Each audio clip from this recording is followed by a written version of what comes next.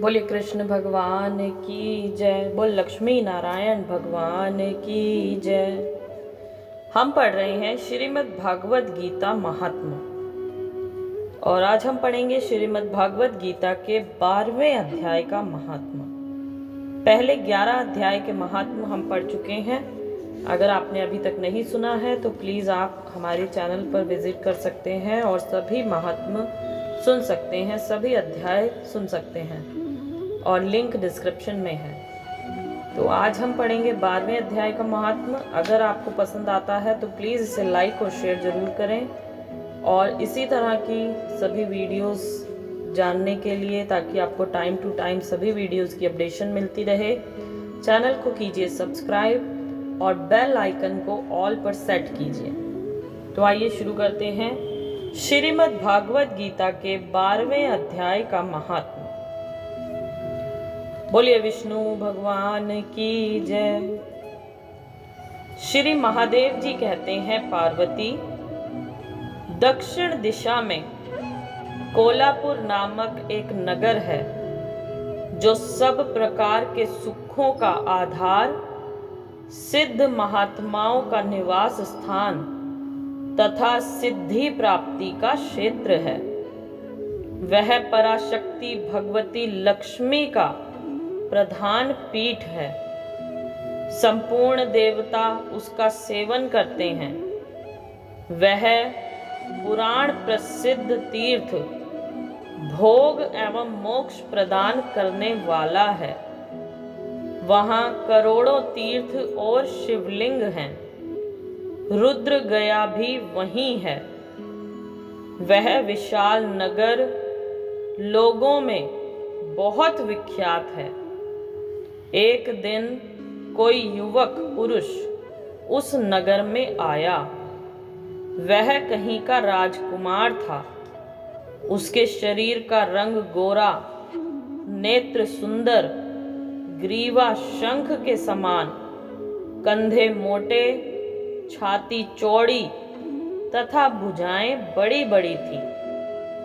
नगर में प्रवेश करके सब और महलों की शोभा निहारता हुआ वह देवेश्वरी महालक्ष्मी के दर्शनार्थ उत्कंठित हो मणिकंठ तीर्थ में गया और वहां स्नान करके उसने पितरों का तर्पण किया।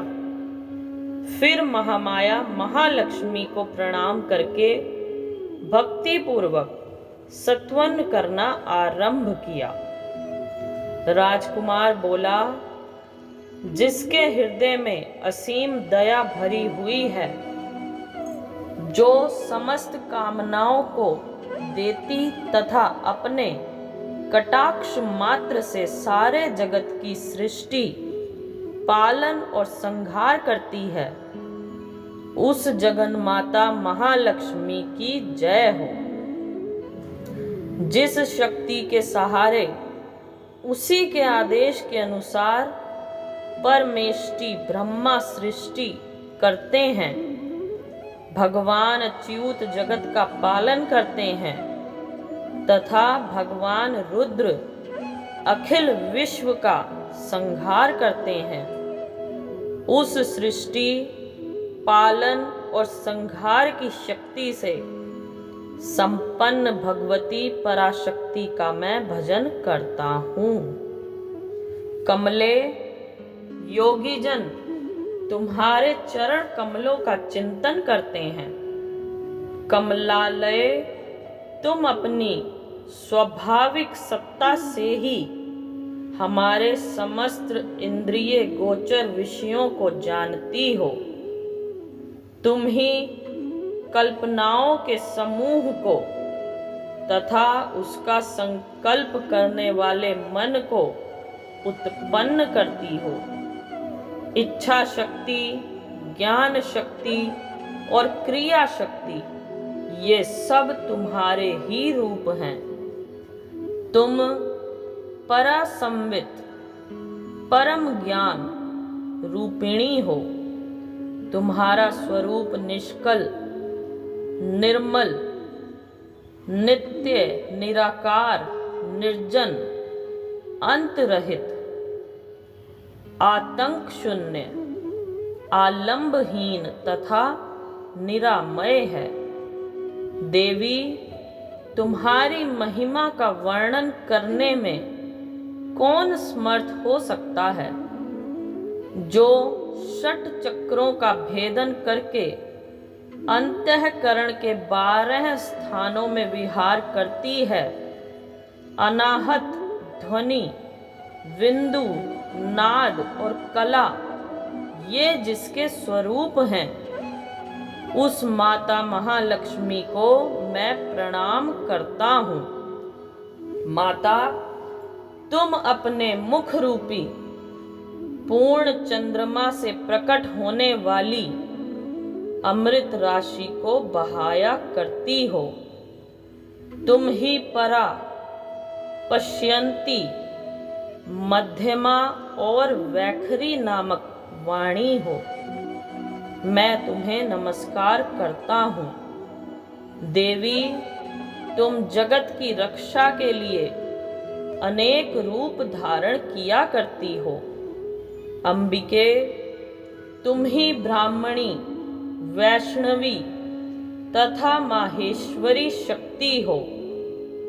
वाराही, महालक्ष्मी, नारसिंही, ऐन्द्री, कौमारी, चंडिका, जगत को पवित्र करने वाली लक्ष्मी, जगन्माता सावित्री, चंद्रकला तथा रोहिणी भी तुम ही हो। परमेश्वरी, तुम भक्तों का मनोरथ पूर्ण करने के लिए कल्पलता के समान हो। मुझ पर प्रसन्न हो जाओ। उसके इस प्रकार स्तुति करने पर भगवती महालक्ष्मी अपना साक्षात स्वरूप धारण करके बोली, राजकुमार, मैं तुमसे प्रसन्न हूँ। तुम कोई उत्तम वर मांगो। राजपुत्र बोला, माँ, मेरे पिताजी राजा बृहद्रथ अश्वमेघ नामक महान यज्ञ का अनुष्ठान कर रहे थे। वे देव योग से रोगग्रस्त होकर स्वर्गगामी हो गए।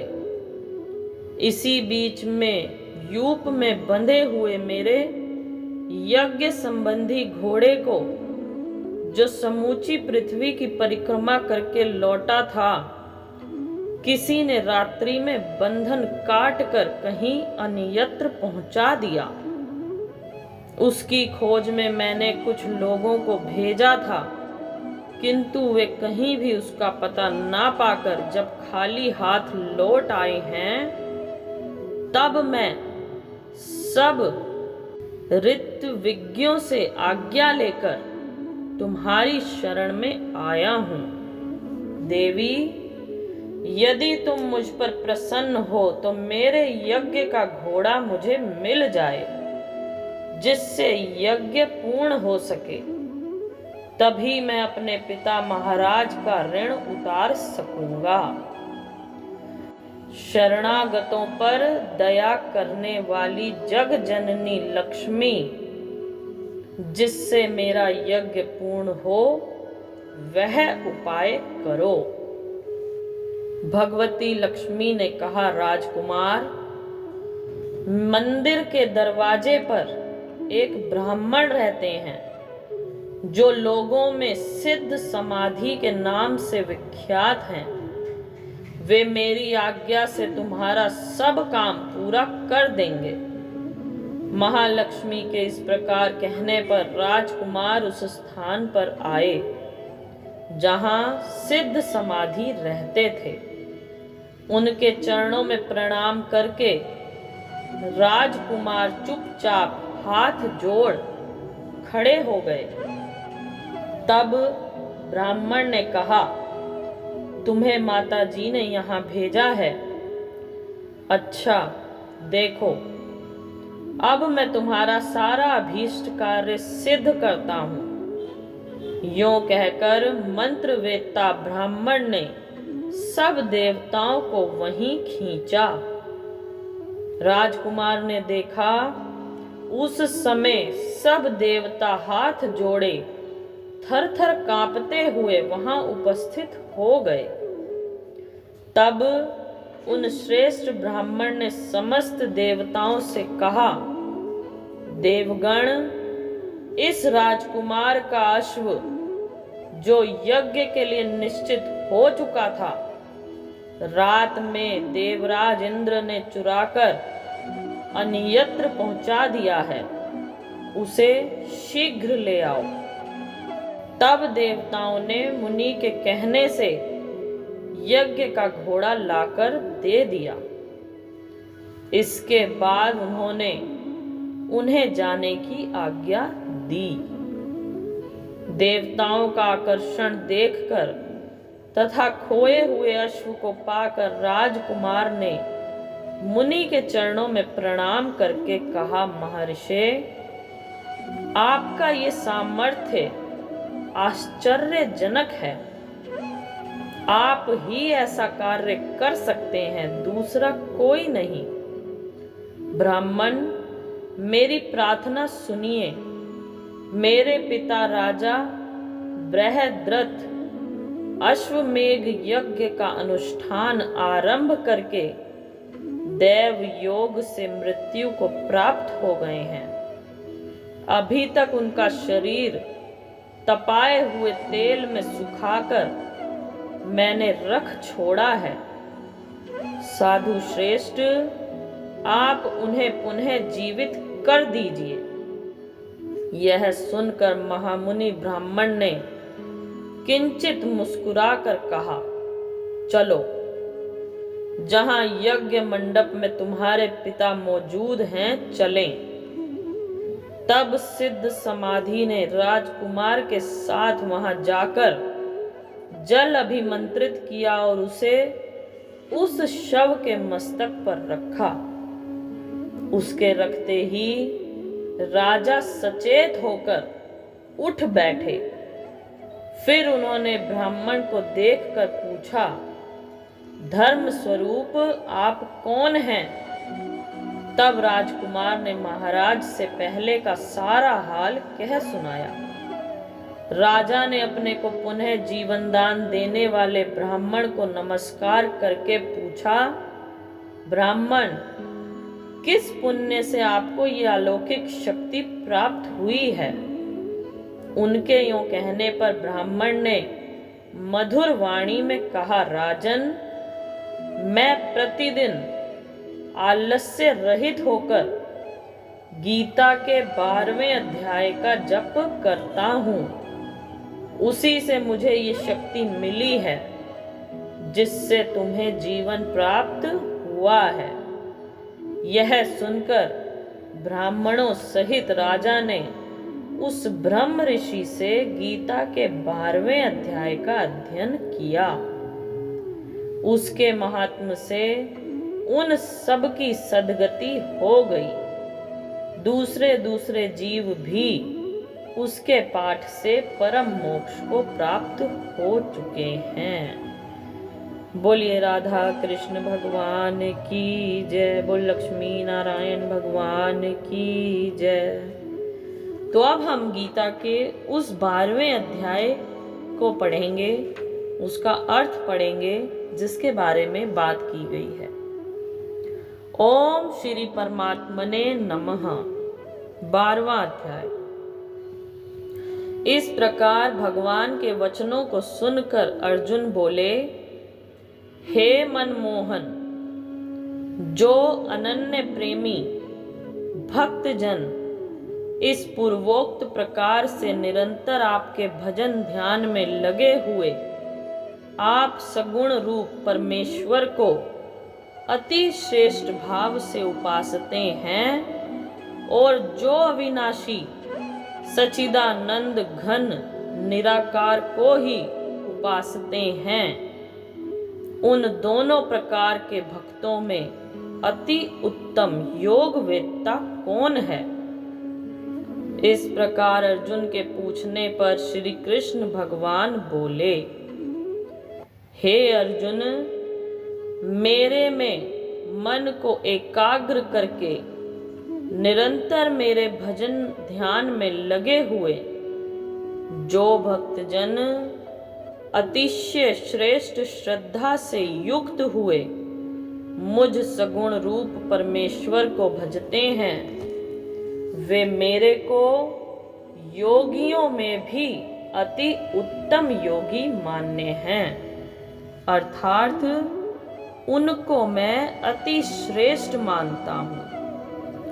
और जो पुरुष इंद्रियों के समुदाय को अच्छी प्रकार वश में करके मन बुद्धि से परे सर्वव्यापी अकथनीय स्वरूप और सदा एक रस रहने वाले नित्य अचल निराकार अविनाशी सच्चिदानंद घन ब्राह्मण को निरंतर एक ही भाव से ध्यान करते हुए उपासते हैं, वे संपूर्ण भूतों के हित में रत हुए और सब में समान भाव वाले योगी भी मेरे को ही प्राप्त होते हैं। किंतु उन सच्चिदानंद घन निराकार ब्रह्म में आसक्त हुए चित्त वाले पुरुषों के साधन में परिश्रम विशेष है, क्योंकि देहाभिमानियों से अव्यक्त विशेषक गति दुख पूर्वक प्राप्त की जाती है। अर्थात जब तक शरीर में अभिमान रहता है तब तक शुद्ध सच्चिदानंद घन निराकार ब्रह्म में स्थिति होनी कठिन है। और जो मेरे परायण हुए भक्तजन संपूर्ण कर्मों को मेरे में अर्पण करके मुझ सगुण रूप परमेश्वर को ही तैल धारा के सदृश अनन्य ध्यान योग से निरंतर चिंतन करते हुए भजते हैं, हे अर्जुन, उन मेरे में चित्त को लगाने वाले प्रेमी भक्तों का मैं शीघ्र ही मृत्यु रूप संसार समुद्र से उद्धार करने वाला होता हूँ। इसलिए हे अर्जुन, तू मेरे में मन को लगा और मेरे में ही बुद्धि को लगा। इसके उपरांत तू मेरे में ही निवास करेगा, अर्थात मेरे को ही प्राप्त होगा। इसमें कुछ भी संशय नहीं है। यदि तू मन को मेरे में अचल स्थापन करने के लिए समर्थ नहीं है तो हे अर्जुन, अभ्यास रूप योग के द्वारा मेरे को प्राप्त होने के लिए इच्छा कर। यदि तू ऊपर कहे हुए अभ्यास में भी असमर्थ है तो केवल मेरे लिए कर्म करने के ही परायण हो। इस प्रकार मेरे अर्थ कर्मों को करता हुआ भी मेरी प्राप्ति रूप सिद्धि को ही प्राप्त होगा। और यदि इसको भी करने के लिए असमर्थ है तो जीते हुए मन वाला और मेरी प्राप्ति रूप योग के शरण हुआ सब कर्मों के फल का मेरे लिए त्याग कर। क्योंकि मर्म को ना जानकर किए हुए अभ्यास से परोक्ष ज्ञान श्रेष्ठ है और परोक्ष ज्ञान से मुझ परमेश्वर के स्वरूप का ध्यान श्रेष्ठ है तथा ध्यान से भी सब कर्मों के फल का मेरे लिए त्याग करना श्रेष्ठ है और त्याग से तत्काल ही परम शांति होती है। इस प्रकार शांति को प्राप्त हुआ जो पुरुष सब भूतों में द्वेष भाव से रहित एवं स्वार्थ रहित, सबका प्रेमी और हेतु रहित दयालु है तथा ममता से रहित एवं अहंकार से रहित, सुख दुखों की प्राप्ति में सम और क्षमावान है, अर्थात अपराध करने वाले को भी अभय देने वाला है, तथा जो ध्यान योग में युक्त हुआ निरंतर लाभ हानि में संतुष्ट है तथा मन और इंद्रियों सहित शरीर को वश में किए हुए मेरे में दृढ़ निश्चय वाला है, वह मेरे में अर्पण किए हुए मन बुद्धि वाला मेरा भक्त मेरे को प्रिय है, जिससे कोई भी जीव उद्वेग को प्राप्त नहीं होता है और जो स्वयं भी किसी जीव से उद्वेग को प्राप्त नहीं होता है, तथा जो हर्ष अमर्ष भय और उद्वेग आदिकों से रहित है, वह भक्त मेरे को प्रिय है। जो पुरुष आकांक्षा से रहित तथा बाहर भीतर से शुद्ध और चतुर है, अर्थात जिस काम के लिए आया था उसको पूरा कर चुका है एवं पक्षपात से रहित और दुखों से छूटा हुआ है, वह सर्व आरंभों का त्यागी अर्थात मन वाणी और शरीर द्वारा प्रारब्ध से होने वाले संपूर्ण स्वाभाविक कर्मों में कर्तापन के अभिमान का त्यागी मेरा भक्त मेरे को प्रिय है।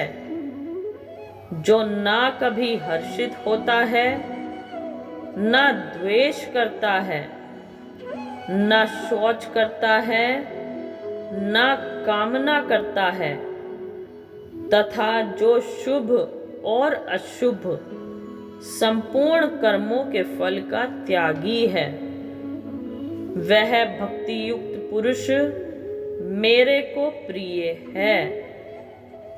जो पुरुष शत्रु मित्र में और मान अपमान में सम है तथा सर्दी गर्मी और सुख दुखादि द्वंद्वों में सम है और सब संसार में आसक्ति से रहित है, तथा जो निंदा स्तुति को समान समझने वाला और मननशील है, अर्थात ईश्वर के स्वरूप का निरंतर मनन करने वाला है एवं जिस जिस प्रकार से भी शरीर का निर्वाह होने में सदा ही संतुष्ट है और रहने के स्थान में ममता से रहित है, वह स्थिर बुद्धि वाला भक्तिमान पुरुष मेरे को प्रिय है। और जो मेरे परायण हुए अर्थात मेरे को परम आश्रय और परम गति एवं सबका आत्म रूप और सबसे परे परम पूज्य समझकर विशुद्ध प्रेम से मेरी प्राप्ति के लिए तत्पर हुए श्रद्धा युक्त पुरुष इस ऊपर कहे हुए धर्ममय अमृत को निष्काम भाव से सेवन करते हैं, वे भक्त मेरे को अतिशय प्रिय हैं। बोलिए राधा कृष्ण भगवान की जय। इति श्रीमद्भागवत गीता रूपी उपनिषद एवं ब्रह्म विद्या तथा योग शास्त्र विशेषक श्री कृष्ण और अर्जुन के संवाद में भक्ति योग नामक 12वां अध्याय। बोलिए लक्ष्मी नारायण भगवान की जय। तो ये हमने पढ़ा आज 12वां अध्याय जो था भक्ति योग नामक। इसके बाद हम 13वां अध्याय पढ़ेंगे। और अगर आपको कथा पसंद आ रही है तो प्लीज़ इसे लाइक और शेयर जरूर करें। जय श्री राम।